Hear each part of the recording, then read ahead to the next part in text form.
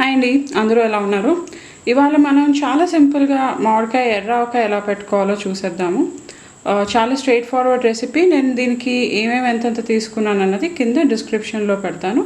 ఇప్పుడు మనం ప్రాసెస్ అనేది స్టార్ట్ చేసేద్దాం. నేను ఇక్కడ ఒక స్టీల్ దాంట్లో కలుపుకుంటున్నానండి. ముందుగా ఇందులో 1.5 కప్ ఆవపిండి వేసుకుంటున్నాను. నేను ఇక్కడ 2 పెద్ద మామిడికాయలు తీసుకుని ఒక మీడియం సైజ్ మామిడికాయ తీసుకున్నాను. మొత్తం 3 మామిడికాయలు. సో దానికి నేను ఇక్కడ 1.5 కప్ ఆవపిండి, 1.5 కప్ ఉప్పు,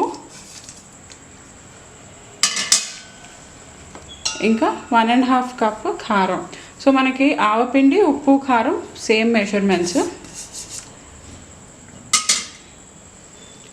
నేను నెక్స్ట్ ఇందులో 2 టేబుల్ స్పూన్ పసుపు వేసుకుంటున్నాను. ఇంకా ఒక 1 టేబుల్ స్పూన్ మెంతి పొడి. ఇది వేయించిన మెంతి పొడి అండి. ఇక్కడ నేను ఇంకా ఒక 2 టేబుల్ స్పూన్స్ మెంతులు వేసుకుంటున్నాను. ఇవి మామూలు పచ్చి మెంతులే.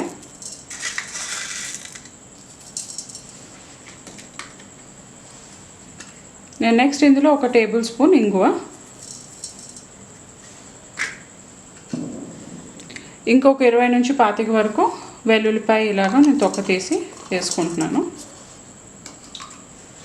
ఇదంతా ఫస్ట్ మనం బాగా కలిపేసుకుందాం. నేను ఇదంతా బాగా కలిపేసుకున్నానండి. ఉప్పు మనం మామూలు ఉప్పు వాడతాం కాబట్టి ఇది ఎక్కడ మనకి అది ఉండల్లాగా లేకుండా సరిగ్గా చూసి మనం కలుపుకోవాలి మెత్తగాను. నెక్స్ట్ నేను ఇందులో నూనె వేసేసుకుంటున్నాను. నేను ఇక్కడ 1 కప్పు నువ్వుల నూనె తీసుకున్నానండి, మామూలు పచ్చి నూనె. దీన్ని కాచలేదు. ఇది నేను కలిపిన తర్వాత వచ్చే ఊట బట్టి కావాలంటే మళ్ళీ నెక్స్ట్ డే యాడ్ చేసుకుంటాను. ఇదంతా కూడా ఒకసారి మనం బాగా కలిపేసుకుందాం.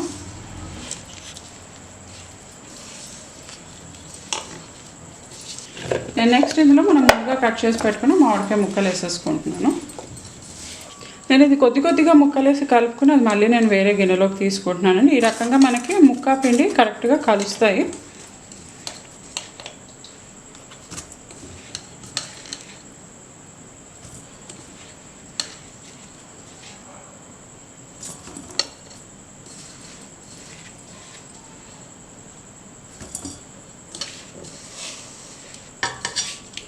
ఇప్పుడు నేను మిగతా ముక్కలు కూడా ఇందులో వేసి కలిపేసుకుంటాను.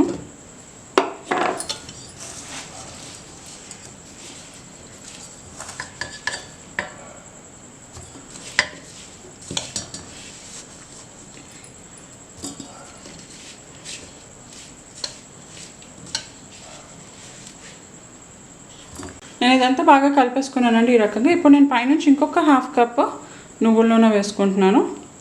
ఇది మనకి ఒక రోజు మనం పక్కన పెట్టేస్తే మనకి ఊట అనేది వస్తుందండి.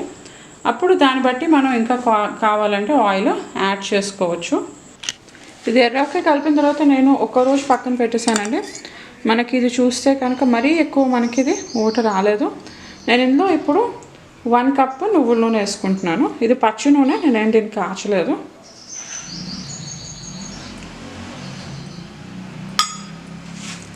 ఇదంతా ఒకసారి మనం కలిపేసుకుందాం.